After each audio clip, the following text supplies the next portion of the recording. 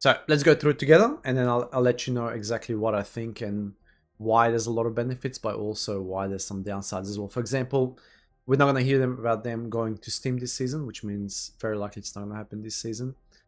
They're not talking about the bots. The bots are also going to continue to be an issue. So obviously, I think they're going to remove the bots once this hits Steam. Maybe, maybe not. We'll see. Anyways, let's just watch it.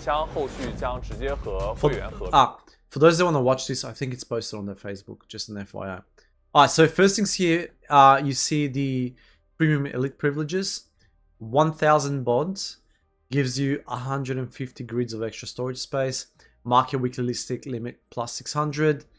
So what they've done here is they've combined this with the composite case, and they've combined it with the what is this? The key. So you get 3x5.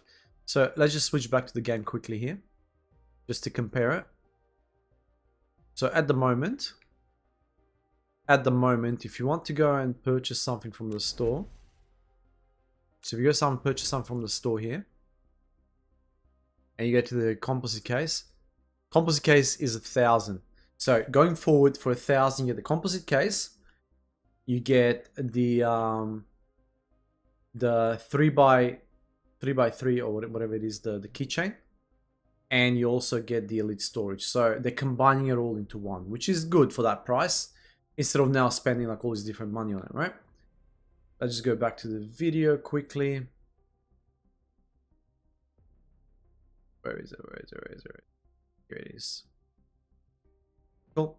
我们将会提供更多的皮肤直购的选项，增加更多的撤离点，以及 We're getting more extraction points, which is fair. This is a good one, right? They've expanded the battle pass. Like, that is freaking huge. That is a lot of 在加码都会给玩家。 That looks like missions though. Unless that's part of the battle pass. No, sorry, this is just the season mission. This is not even the battle pass, but they're saying they're expanding the battle pass as well. So when you finish these missions, you essentially get 30 days of free basically trial card. Given now the seasons will go for 3 months, you get 1 month free elite, which is still something, right? Which is good. It's something. Generous. And then we're getting hideout system in July. So as I said, the hideout will progressively get more and more complex, and I think that will indicate the game will mechanically become more and more progressive as well. So teething issues, right? We're now, what, 6 months in? I would expect when the game is like a year, 2 years. The Tarkov's been around 7-8 years, right? So don't expect it to be as technical as Tarkov, but it will get there. This looks 10 times better though. 会和大家见面。大家好，我是 ABI 的新 SE 版本进军，将于4月底正式上 So 线。 April 29, we know that, they already revealed that. 我们将尽量保持季度更新的节奏，为大家带来新体验和新内容。今天我也带来 Northridge is freaking insane, huge. You got the CQC, you got the long range combat. I just hope. Is the thing that I'm disappointed? They didn't say they're gonna limit lockdown. They need to limit lockdown, otherwise this map's gonna be unplayable. I'm telling you now, if they do not limit lockdown, this map will be unplayable for normal players. Thermals are going to freaking dominate this map. 那重大的事件北山袭击案的事发场地，相信庞大的地图。 Also, the fact that they're adding so much lore to the game indicates to me this is going to be story driven. Like there's going to be a lot more quest lines that are going to be story driven. That looks stunning though, like all these new locations. I don't know if this guy has a thermal scope on him or what, but that's Fred. I'm guessing that's the map there. It's a huge map. And then we got Rolf, Vector, looks like the 9mm Vector there. We got another guy for F2000. This is like the old man from Metal Gear Snake Eater. And then there's a guy that's going to be in general office with an M110. It's a nice touch. What's that gun in the background? I have no idea what that gun in the background is. Ah, the printer is throwing me off there. It's nothing new. So, the new guns are great. The AK is a W. The MCX is lazy. Like, it's hit and miss because They should have made that 300 blackout. We need a new ammo in the game. We've diversified the meta. Instead, they opted for 5.56, which is the most common guns in the game. 5.56. We have a lot of them. SVT needs to be nerfed right out of the gate because I was dropping moto helmets with this. It's strong. It's like a 70k SVDS. Put some red ammo in there and off you fucking go. This thing is high firing power. Same fire rate as an SVDS.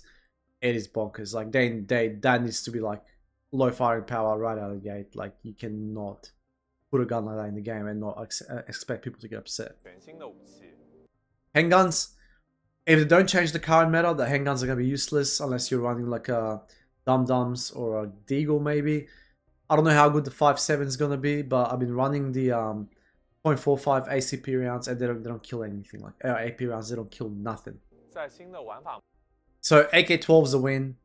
SVTU, it's a good budget gun, but they got to balance it out. MCX, hit or miss, handguns. They should have added another sniper rifle and 2 handguns. Like, why do we need another Glock, like a semi-automatic Glock? Pointless. Secure Ops, massive W, obviously, for people that want to learn the maps. They go in risk-free. They can play a little bit more aggressively. They can play their own pace. They can really pick up the game. Especially for those that have gear fear. This is perfect. It's perfect for those guys. Solo Ops, what he's saying here is essentially Solo Ops is not going to be as easy as you think. Like, they know it's going to be absolute campers everywhere. It's going to be a tough experience. So he's saying, like, prepare yourself because this is not going to be fucking easy. And the reason why they're doing Northridge and TV Station for Solo Ops is because they need a map vast enough not to have the spawns clash. So instead of having 4 or 5 teams, it's probably going to be like 8 solos now. And there's going to be a lot of camping, there's going to be a lot of everything. So curious to see how they balance it out. I think it's a limited time event to begin with. And based on player feedback and whatnot, they'll decide whether it's going to stay in the game or not. Monetization, they're changing it. There'll be no more gacha mechanics. Now you'll know how much it's going to cost you something to buy straight away. What I don't like about this part here, though, let's just go quickly. He's talking about skins, though, but he's not showing the skins. What he's showing here, on the other hand, is you can now, when you go to bundles, you can purchase Cohen, but you can also purchase quick kits. So 200 Cohen for 3 of those. I don't know if it's 3 as in like you purchase 3 or 200 Cohen for just 1. We've already gone through this. We've seen that. I don't know what he's going to do about more mech dynamics. Let's see. They're probably going to add like the gas on TV station and stuff like that. They're probably going to make it a lot more interactive. I don't know if they're going to turn this like to RPG like Tarkov where you have like character skills. I don't think they will. It makes no sense because there's no wipes. But they might do it. They might do it. So for new players, I don't know. Extra resources. Great. Extra extracts. I don't know how I feel about that. There's already too many extracts on lockdown. Maybe they're going to add the same extracts on Forbidden as well to prevent extract camping. I don't know. So some topics here. First one being teammate matchmaking. So essentially what he's saying there is to find thing as you load, sorry, let me just rephrase that. What they're saying there is they want you to be able to find a team before you load into the game. Now you go to like auto matchmaking, you don't know if you found someone until you go straight into the loading screen, which is not good. Missions and stuff, so obviously we get a lot more missions, which is great. It's awesome. The 30 days free elite is great. I think they should have added it permanently, but now you should be able to get it every season for at least 1 month, which is something. The 1000 Cohen, obviously for the container, the keychain, and the composite case is great, but it's still pay to win, so there's no change there. Horrible grass audio and bushes. Bushes are too loud, but it's to prevent camping, so whatever. I'm on the fence about that one. I don't really care whether they fix it or not. Then you have, what's this? Balance between, what is it? solo versus squad. So I don't know how this is gonna happen. So how they gonna balance that? No idea. But what he's saying is solo mode is gonna be fucking grueling. So you better prepare yourself. That's how I read it. Let me know if you guys read it differently, but that's how I personally read it. Team-based matchmaking. Wait, hold on.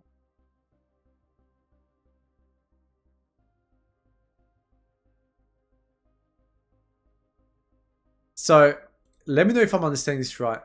They're gonna tweak the matchmaking where there's a lot of solo players to play together versus solo versus squad players. I think that's what he's saying here as well. I don't know if I'm getting that right or wrong, but that's what he's pretty much saying here. So our team-based matchmaking to find suitable teammates to play with. No. So he's gonna fix squad-based matchmaking, but he's not gonna pit solos against other solos. Like that's still gonna be random. My apologies there, I misread that. And he's saying solo mode will not address all the needs of solo players. I get that because he's gonna say, well, we need solo for normal, we need solo for lockdown, we need solo for forbidden. And what that's essentially gonna do is gonna take players from this mode, players from that mode, players from that mode, right? So I get his point, but at the end of the day, solo players just want to play solo, so give them the opportunity to play solo. No one wants to get shat on by a 4-man squad in T6, right? So this is a big one, getting rid of red ammo and thermals in the market, essentially saying they're working towards it. I think red ammo is going to be either craftable, you'll be able to get it from Deek in small quantities, you won't be able to buy it on the market. That's what I think is going to happen with the red ammo. And based on the questionnaire, we'll go to the questionnaire after this, right?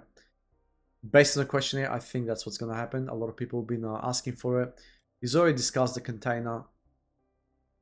What is he saying here? Hideout system. So we're getting the hideout system, obviously, which will progressively become more and more complex. What else do we have here? Grenades. Grenades will eventually, they'll take the cooking off, which the cooking is overpowered at the moment. A lot of people abuse the crap out of this system, which is not good either. And that's pretty much it. So here, if they're asking about the climbing mechanics and movement, they're not touching that essentially. Oh, here, right. So the vote. This tells me that red ammo is in. So you have ammo nerf, and it's saying pretty much, do you feel that the current ammo nerf for lower tiers, T0 to T5, is appropriate? So A being too underpowered, recommend reverting the damage of all balls to original values, like Season 0, which is fucking perfect. Or D, the ammo nerf is acceptable, but the ammo price is too high. Everyone voted A, because everyone knows Season 1, Season 0 was the best. So everyone wants the red ammo. When you takes a lot less to melt someone with fully automatic weapons, red ammo will become, I wouldn't say obsolete, but it will become a lot less effective. A lot less people will run it. So everyone voted for A. Then you have high tier armor. It's overly powerful and should have its strength reduced, or it's not powerful enough, should be further enhanced. And guess what? Everyone voted it's overly powerful and should be obtainable through crafting or raids, which I believe if you're gonna remove the red ammo, you should remove the T6, T5 as well, and should be findable in raid. That way you get much more diverse meta. People are encouraged to run a lot of different armors. It will just improve the economy as well. Not everyone will just run the same guns and same armor over and over again. That is why I'm so hopeful for Season 2. I think Season 2 is going to be an absolute banger. And last but not least, Thermal Imager. Do you believe the Thermal Imager T7 is currently balanced? 1, it is overly powerful and should be nerfed further. Or 5, no, its current strength is appropriate, no changes needed. Everyone voted for number 4. It is overly powerful and should only be craftable or obtained through raids. And some people even said it shouldn't be in the game at all. So there's a lot of number 2 votes there, but 4 is the majority. So same sentiments I share, but this gives me a lot of hope for Season 2. I think Season 2 is going to return to form. Hopefully it's going to bring a lot of the players back. They just got to follow through with this. They got the winning formula, man. All they got to do now is just follow through with it, and it's going to be GG's. Well, let me know your thoughts.